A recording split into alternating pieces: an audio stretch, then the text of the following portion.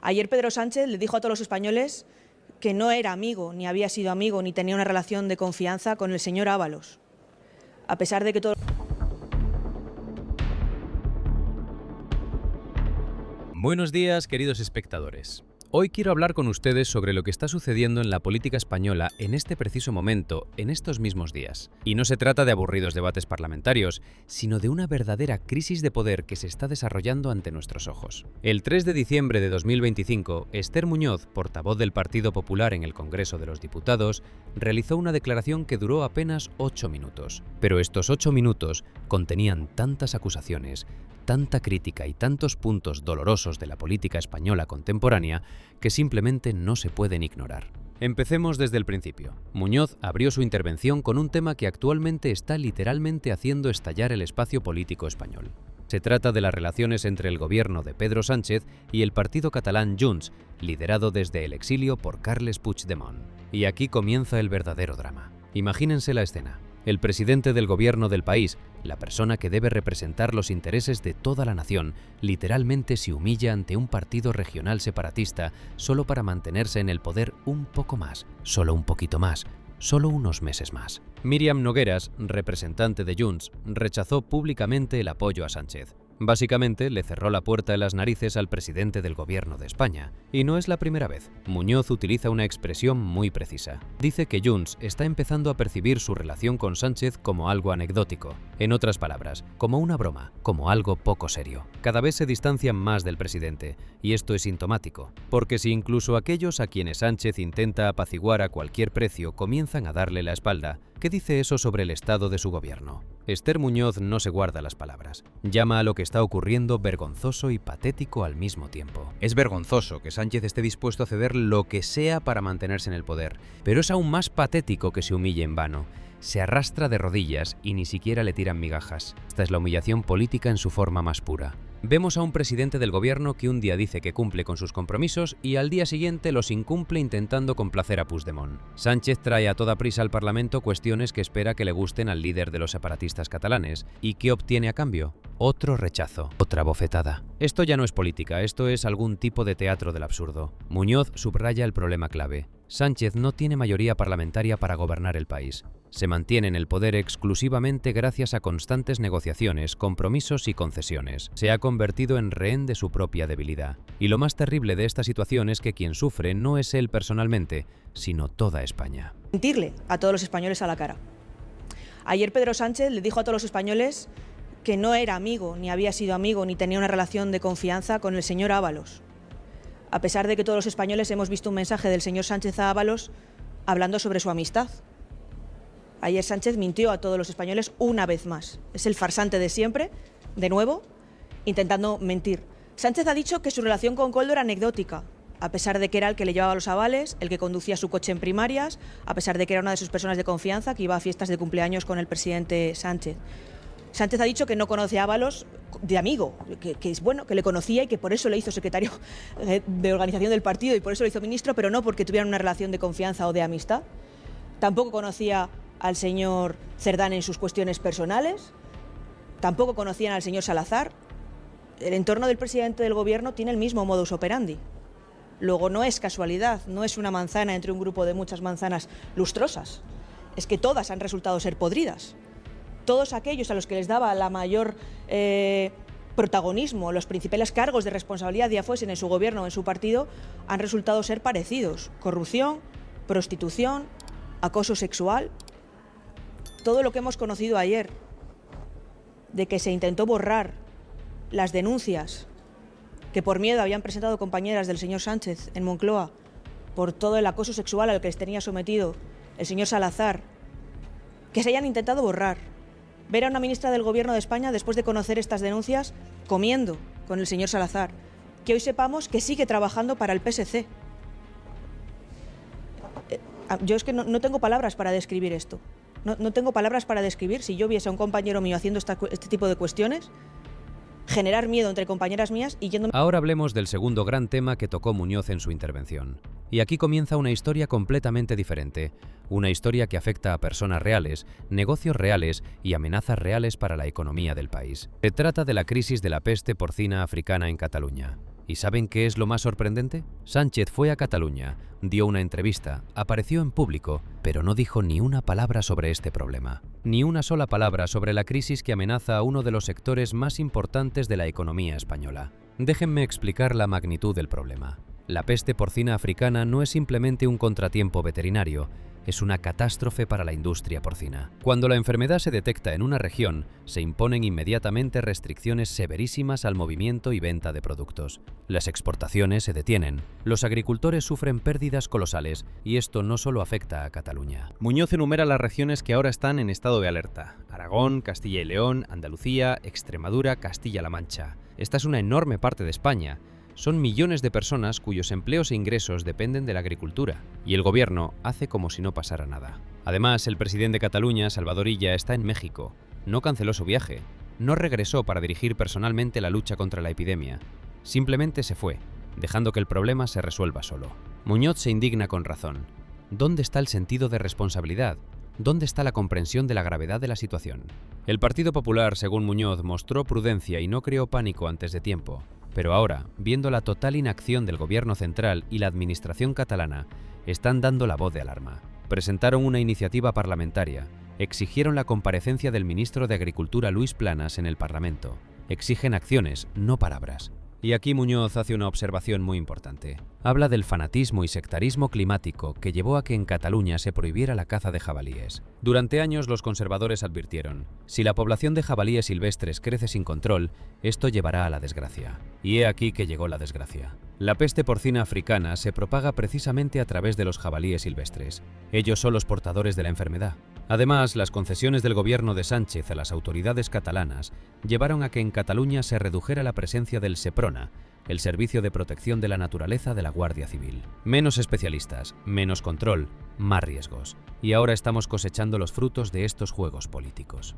Muñoz tiene toda la razón cuando dice que el gobierno tiene otras prioridades. Sánchez va a Cataluña no para resolver los problemas urgentes de los catalanes, va allí para intentar negociar unos meses más en el poder. Necesita los votos de los diputados catalanes, no el bienestar de los agricultores catalanes. Y ahora pasamos al tercer y quizás más explosivo tema de la intervención de Esther Muñoz. Si salen adelante, hay cuestiones que Junts per Catalunya sí puede apoyar, como por ejemplo uno de los decretos que ayer se aprobó en el Consejo de Ministros. Sí, se aprueban nimiedades, pero leyes fundamentales para poder llevar a cabo una legislatura como los presupuestos generales del Estado, pues no se saca ni la senda de déficit, que es el primer paso. Por lo tanto, es evidente que la legislatura está bloqueada y que leyes fundamentales que tendrían que aprobarse para mejorar la calidad de vida de los ciudadanos, pues no se pueden aprobar porque Sánchez tuvo una mayoría para investir de investidura, pero no tuvo una mayoría para gobernar. Y lo estamos viendo, lo dijimos desde el principio y es a lo que estamos siendo sometidos. Portavoz, hablaba usted de bloqueo a nivel nacional. También estamos viendo bloqueos en algunas regiones. Se está poniendo Vox, entre comillas, algunos problemillas para aprobar los presupuestos en Baleares o en Aragón. ¿Vamos reservando nuevas fechas en el calendario para más elecciones? Pues mire, eso se lo tiene que preguntar a los presidentes autonómicos de esas comunidades autónomas porque son los que tienen... Se trata de corrupción, mentiras y traición en el corazón mismo del poder español. Muñoz acusa a Pedro Sánchez de haber mentido descaradamente en la cara de todos los españoles, lo dice textualmente. Sánchez declaró que no era amigo de José Luis Ábalos, que no tenían una relación de confianza, pero todos los españoles vieron un mensaje del propio Sánchez dirigido a Ábalos en el que escribía sobre su amistad. Imaginen lo absurdo de la situación. Existe prueba escrita. Existen las palabras del propio Sánchez de las que llama amigo a Ábalos. Y ahora, cuando Ábalos está en el centro de un escándalo de corrupción, Sánchez afirma que su relación era anecdótica. De nuevo esta palabra, anecdótica, insignificante, sin importancia. Muñoz enumera con sarcasmo los hechos. Ábalos llevaba los avales electorales de Sánchez, conducía su coche durante las primarias, era una de las personas de mayor confianza, asistía a cumpleaños junto con el presidente. ¿Y debemos creer que Sánchez no lo conocía como amigo? ¿Debemos creer que Sánchez lo hizo secretario general del partido y luego ministro, no porque confiara en él, sino simplemente así, sin más? Este no es un caso aislado. Muñoz menciona al señor Cerdán. Sánchez afirma que no lo conocía en cuestiones personales. Se menciona al señor Salazar. Y aquí la historia se vuelve aún más oscura. El entorno del presidente del gobierno demuestra el mismo modus operandi. No es casualidad, dice Muñoz.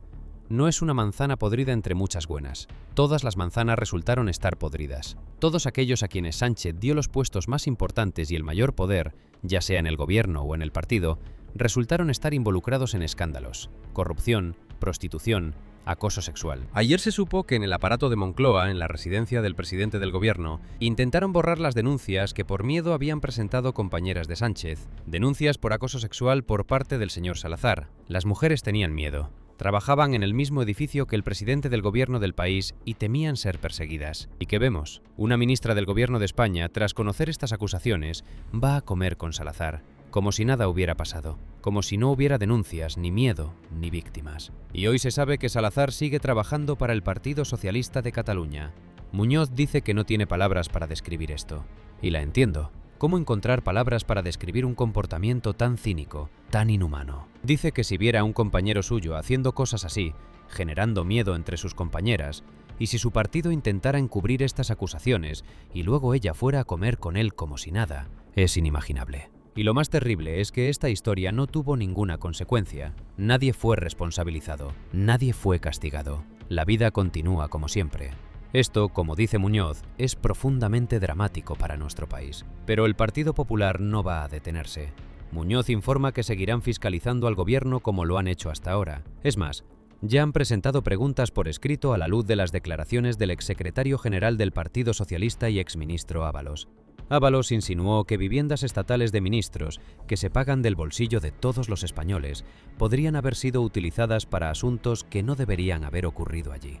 Muñoz pregunta con cierta ironía, ¿tal vez Ábalos se refiere a que Íñigo Errejón visitaba el apartamento de Yolanda Díaz? ¿O se trata de otro tipo de situaciones? En cualquier caso, el Partido Popular ha presentado varias preguntas y exige que Yolanda Díaz responda rápido y claro. Quieren que explique a qué exactamente se refería Ábalos, porque los españoles tienen derecho a saber cómo se utiliza su propiedad y su dinero. Los periodistas presentes en la rueda de prensa hicieron a Muñoz una pregunta lógica. Si Junts ha dado un segundo portazo al gobierno, si la situación es tan mala, ¿no es hora de que el Partido Popular mismo se acerque a Junts con una propuesta de moción de censura? La respuesta de Muñoz fue extremadamente clara. El Partido Popular no tiene que llamar a la puerta de nadie. Es evidente que es el propio Junts quien dice que la legislatura está muerta. Es el propio Junts quien ve que el gobierno no está tomando medidas en una crisis sanitaria de esta magnitud en Cataluña. Ellos deben decidir si quieren seguir sosteniendo un gobierno que no solo es corrupto e incompetente, sino que además mira hacia otro lado ante crisis graves en su comunidad autónoma. El Partido Popular lo ha dicho repetidamente en público. El líder del partido, Alberto Núñez Feijóo, lo ha dicho abiertamente. El problema no es que no tengan ganas de presentar una moción de censura. El problema es que no tienen los votos. Y eso no está en sus manos. Por eso el Partido Popular exige elecciones, porque si el gobierno no tiene mayoría para gobernar el país y la oposición no tiene mayoría para una moción de censura, entonces lo lógico y democrático es dar la palabra al pueblo. Y esto, dice Muñoz, lo entiende todo el mundo. Han sido lo más claros posible. Más claro es imposible. El Partido Popular está dispuesto y tiene los votos para quitar a Sánchez. Que decidan quiénes siguen apoyándolo. ¿Quieren seguir sosteniendo este gobierno corrupto e incompetente que mira hacia otro lado ante las crisis en Cataluña? Es su elección. Los periodistas objetaron, pero algunos decretos sí salen adelante, algunas iniciativas Junts sí las apoya. A lo que Muñoz respondió con mucha precisión. Sí, salen nimiedades. Pero las leyes fundamentales necesarias para llevar a cabo una legislatura completa, como los presupuestos del Estado, ni siquiera se presentan. Ni siquiera el primer paso, la senda de déficit, ha sido aprobada. Esta es una prueba clara de que la legislatura está bloqueada. Las leyes que deberían mejorar la calidad de vida de los ciudadanos no pueden ser aprobadas, porque Sánchez tuvo mayoría para la investidura, para obtener el puesto de presidente, pero no tiene mayoría para gobernar. El Partido Popular lo advirtió desde el principio, y ahora todo el país está viendo las consecuencias. La última pregunta se refería a la situación en las regiones. El partido Vox está creando problemas con la aprobación de presupuestos en Baleares y en Aragón. ¿No es hora de convocar nuevas elecciones también allí?